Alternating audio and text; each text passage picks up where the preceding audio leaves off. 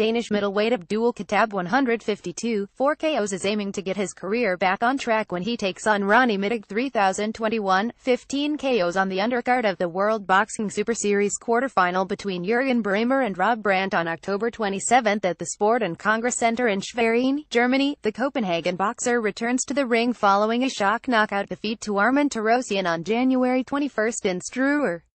Khattab, the protege of Danish boxing icon mcallister, says he has learnt from this loss and is ready to record a career-best win against the tough IBF Intercontinental Champion Middag. "I was a little down after my defeat to Arman Tarosian," admits Khattab. "I was ahead of points, he was running out of steam, and then he hit me. That was a terrible defeat, but you have to learn from your defeats and I have learned a lot from that fight. I am looking forward to showing that I have improved and that I have in no way given up on achieving great things in boxing. I have been training hard to improve my defense and many other details and aspects of my boxing. I feel very confident that I beat Ronnie Middag. I will win this fight in a fashion that people will know that I am back on track." Also on the undercard, Mickey Nielsen 231, 14 KOs meets Ukraine's Taras Alexeyenko 83, 7 KOs in an 8-round cruiserweight contest.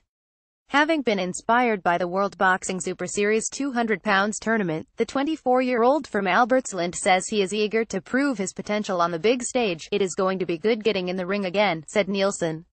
"It's a fight I expect to win and I hope for bigger fights next time, but first things first. I'm young and I have lots of ambition, and I want to show the crowd in Schwerin that I'm not far away from the best in the world. It is inspiring to see the cruiserweight tournament in the World Boxing Super Series. It is the best against the best and the level is incredibly high. But it's not like I think it's impossible to be a part of such a tournament one day. I will continue to work hard and then I'll be part of the big fights in the future." Tickets for the World Boxing Super Series quarterfinal contest between Jürgen Bremer and Rob Brandt are available online via www.eventim.de.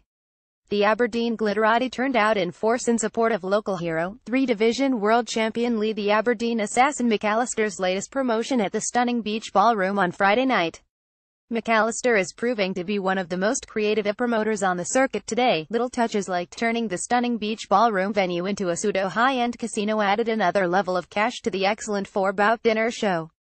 The show itself was originally due to feature 4 international championship contests. Unfortunately, one of the title fights was cancelled after Ghana's EKOW Wilson failed to obtain his visa in time, but the fans were not to be disappointed in any way at all as the 3 remaining championship contests plus a late replacement international 4-rounder provided more than enough action and drama to sat any pugilistic appetite.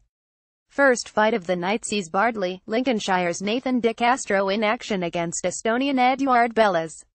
This bout had been added to the card a week or so prior, following De Castro's challenge against Spain's Ronnie Landeta for the IBF European title, which was due to take place the same weekend in Malaga, Spain, being called off due to rather unsavory actions by the Spanish Federation.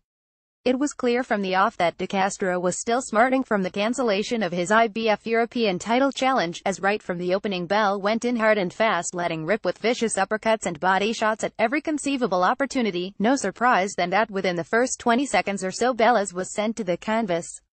Bellas managed to make the count but was soon under increasing pressure from De Castro, who peppered the Estonian with a series of combinations before letting rip with a big shot to the body to send Bellas to the canvas once more.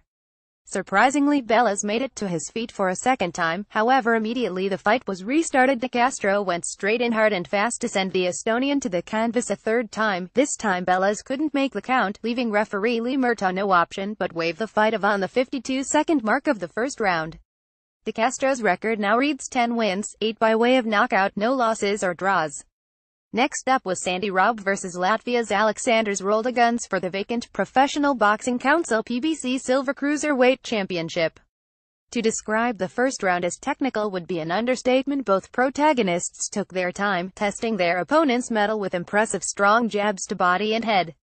As the round progressed, Robb kicked up the pace a little and started to slip in the occasional combination, in an attempt to break down the Latvians' defense.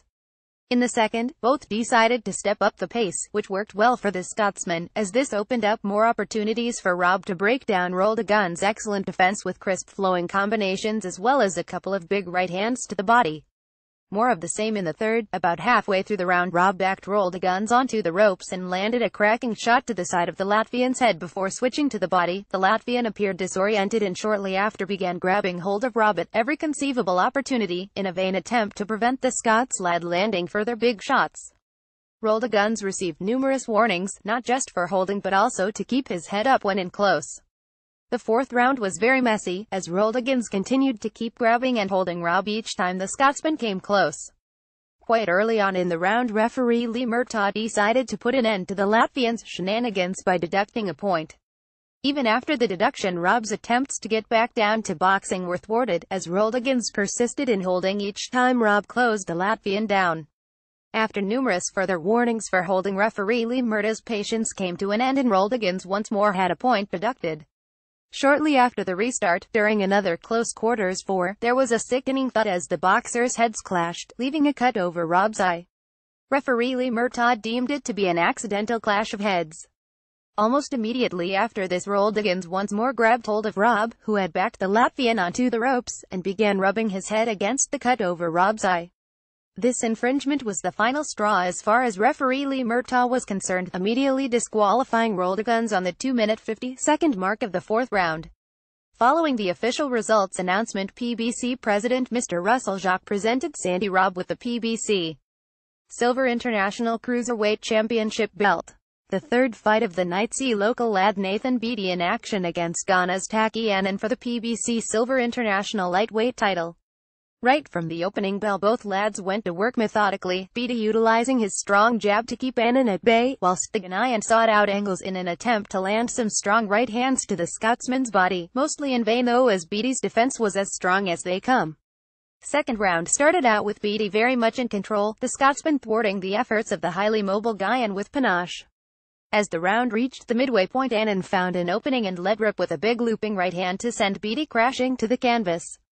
Beattie just about made the count but was clearly disoriented and unsteady on his feet, leaving referee Lee Murtaugh no option but to wave the fight off after just 1 minute and 34 seconds of the second round. After the official result was read out, MC Douglas McAdam announced that, as Taki Annan had failed to make the championship weight at the weigh-in the day before, that the PBC International Lightweight title remains vacant, as under championship rules a boxer that fails to make the weight can still compete but is not be eligible to win the championship. Only the boxer that made the weight could actually win the crown. The fourth and final fight of the night featured Aberdeen's very own Lee McAllister against the very tough Ghanaian Ismail Teta, for both the PBC International and Commonwealth Super Welterweight Championships. With over 100 pro contests between them, including numerous championship bouts, it didn't surprise anyone in attendance that McAllister and Teta would put on an all-action, slick display of boxing at its very best, and boy oh boy did they do just that. From the off, both vied for center ring position as if their lives depended on no pussyfooting around with these two. It was all-out war. Surprisingly, it was the Ghanaian that eventually wrestled control of the middle ground, or maybe not, as that seemed to suit McAllister, who throughout the first round utilized the outer ring with great effect. Often he would step in and let rip with blisteringly fast combinations before moving back or stepping to the side just out of range of the countering exosets thrown by Teta. Round 2 was just phenomenal. You just couldn't take your eyes off the action for a second. It was mesmerizing to watch as the pair set to work on their game plans. One moment they were going at it hammer and tongs in a toe-to-toe war, and the next some seriously slick boxing, which had the ensemble crowd on their feet. As the round was moving towards its conclusion, McAllister stepped up the pace and went in hard and fast, letting rip with shots from every conceivable angle, much to the delight of the fans, who seemed convinced that their man was going in for the kill. Wow, what a round. It was more of the same in the third, but the fourth was something special. McAllister seemed determined to end the fight as quickly as possible, letting rip with power shots to head and body. Initially Teta would cover up and try and withstand the onslaught, but about midway through the round changed tactics and met the Scotsman head-on in center ring and started throwing bombs of his own. Round 5 started off with a beautiful close quarters exchange, which must have lasted close to 10 seconds and only came to an end when Teta appeared to slip and fall to the canvas. As Teta rose to his feet, and yes, referee Lee Murtaugh deemed it a slip, McAllister began rousing the crowd before going straight for the Ghanaian's jugular with power shot after power shot. Teta stood his ground, countering with great effect, but on about the minute mark McAllister threw a pinpoint perfect power shot to the Ghanaian's lower rib, to send him down to the canvas and gasping for breath.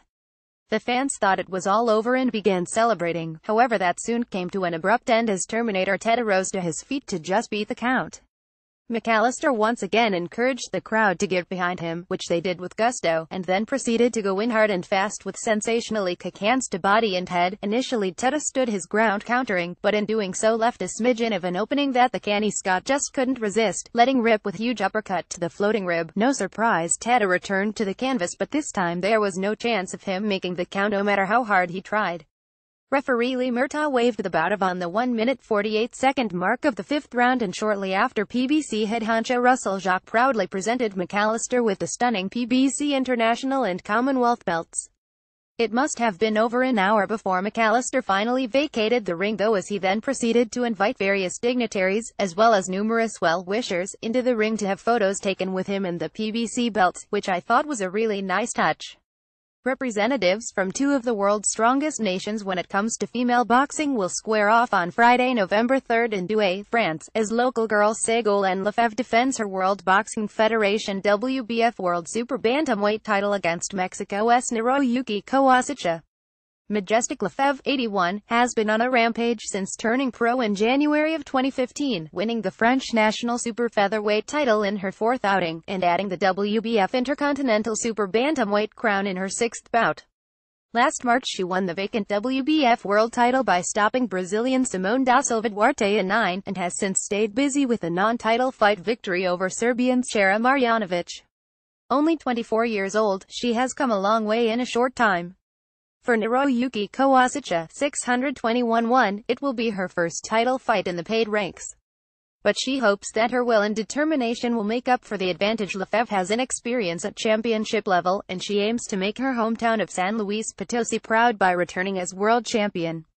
The Ségolène Lefebvre vs. Naroyuki Koasicha World Boxing Federation WBF Women's World Super Bantamweight title fight is the main event of a 5-bout card promoted by Robert Pantigny and Boxing Club Douai at the Complex Sport of Gayant. Tags Abdul Khattab.